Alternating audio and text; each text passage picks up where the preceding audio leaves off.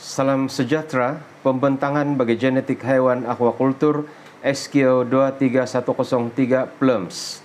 Saya Dennis Anthony, pelajar Fakulti Sains dan Sumber Alam Aquaculture, YS 2111037 semester 3 2022 dan 2023. Pensyarah bagi subjek ini adalah Dr. Nazia binti Abdul Khadar.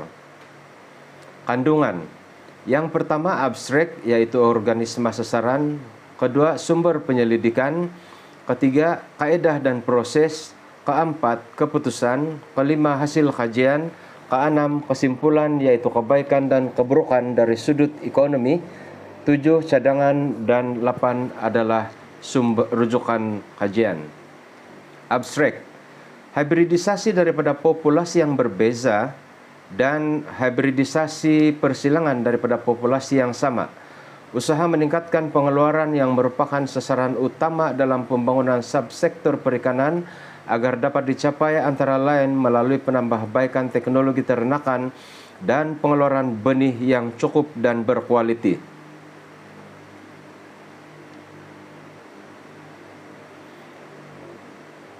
Kirpich-Kinov 1981 menyatakan bahawa perbezaan yang paling ketara yang digunakan dalam hibridisasi intervarta adalah perbezaan warna, bentuk, ukuran dan lengkapnya biologi lain yang terdapat pada organ tubuh. Kajian kes hibridisasi organisma sasaran, lampam dan kerai kunyit. Dalam dua gambar berbeza ini, kita dapat melihat perbezaan morfologi antara dua spesies ini, yaitu lampam kerai kunyit dan juga lampam Jawa asal. Sedikit maklumat morfologi berkaitan ikan kerai kunyit. Bentuk badan yang mampat dan padat.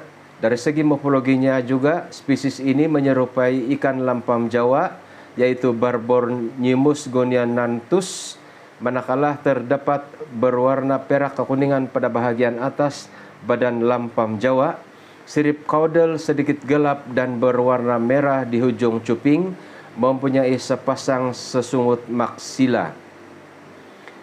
Ini pula adalah morfologi bagi ikan lampam Jawa asal. Warna sirip ikan ini berbeza dan berwarna perak atau kelabu pada siripnya, terdapat sedikit warna merah. Jika dibandingkan bubble pada bahagian mulut lampam Jawa lebih pendek dan bentuk kepalanya lebih kecil, runcing daripada lampam sungai. Sumber penyelidikan, kajian di peringkat ladang dan hatchery penatasan telah dilaksanakan oleh Jabatan Perikanan Malaysia di Institut Penyelidikan Perikanan Gelami Lami Jelebu Negeri Sembilan. Seiring dengan peningkatan sektor penternakan ikan lampam Jawa, ikan kerai kunyit yang semakin pupus khususnya di Malaysia, ikan kerai kunyit juga telah disenaraikan di dalam IUCN Red List sebagai spesies yang terancam. Maka salah satu langkah untuk meningkatkan populasinya adalah dengan melakukan hibridisasi. Kaedah pertama sekali yaitu kajian terhadap kerai kunyit. Kajian telah bermula pada tahun 2008 dengan memfokuskan kepada aspek pembiakan dan pengkrioawitan sperma. Antara kelebihan amalan pembiakan secara aruhan ialah untuk memudahkan pengeluaran benih secara hybrid, poliploid dan juga memaksimumkan pengeluaran benih dengan saiz benih yang lebih seragam. Kaedah kedua yaitu kajian pengkrioawitan sperma. Pengkrioawitan sperma pula merupakan satu teknologi untuk menyimpan sperma di bawah suhu lampau sejuk dalam secair nitrogen 196 darjah Celcius.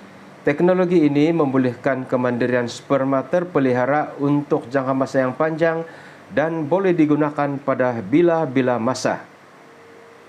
Selain itu, sperma karyoawit ini juga telah menawarkan kelebihan seperti memudahkan program pembiakbakaan genetik, penghasilan hybrid dan juga stok rujukan, menjimatkan kos dan tenaga manusia serta memudahkan pengurusan induk, pengangkutan germaplasma untuk jarak jauh tanpa perlu mengangkut induk yang hidup.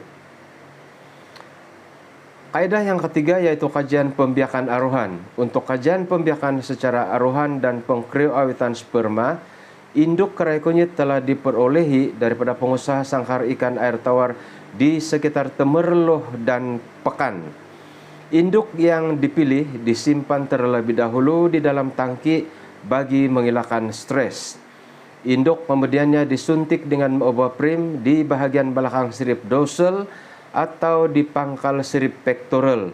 Setelah 30 jam, induk-induk berkenaan diurut pada bahagian abdomen untuk mengeluarkan telur bagi ikan betina dan sperma bagi ikan jantan. Telur dan sperma digalur rata dengan mencampurkan sedikit air tanpa klorin. Telur yang telah disenyawakan kemudian ditabur di dalam tangki untuk proses pengeraman sehingga menetas. Penetasan telur ikan kerai kunyit berlaku selepas 24 jam dengan kawalan suhu air sekitar 23 hingga 30 derajat Celcius. Kadar penetasan pada peringkat awal adalah amat rendah, yaitu sekitar 10 hingga 15% sahaja. Oleh itu, kajian lanjut perlu dijalankan untuk meningkatkan kadar pengeluaran telur, fecundity, serta kadar penetasannya. Proses dan kaedah. Seperti dalam gambar ini adalah ditunjukkan yang pertama yaitu pemanenan induk, kedua pengendalian induk, ketiga pemeriksaan kematangan induk, keempat pemilihan induk yang bersesuaian, kemudian penyuntikan ovoprim. Seterusnya adalah pelurutan telur dari induk betina dan juga pelurutan sperma daripada induk jantan. Akhir sekali telur kerai kunyit telah siap disenyawakan dengan sempurna. Dan gambar berikut adalah merupakan hasil ternakan daripada hasil persilangan hybridisasi.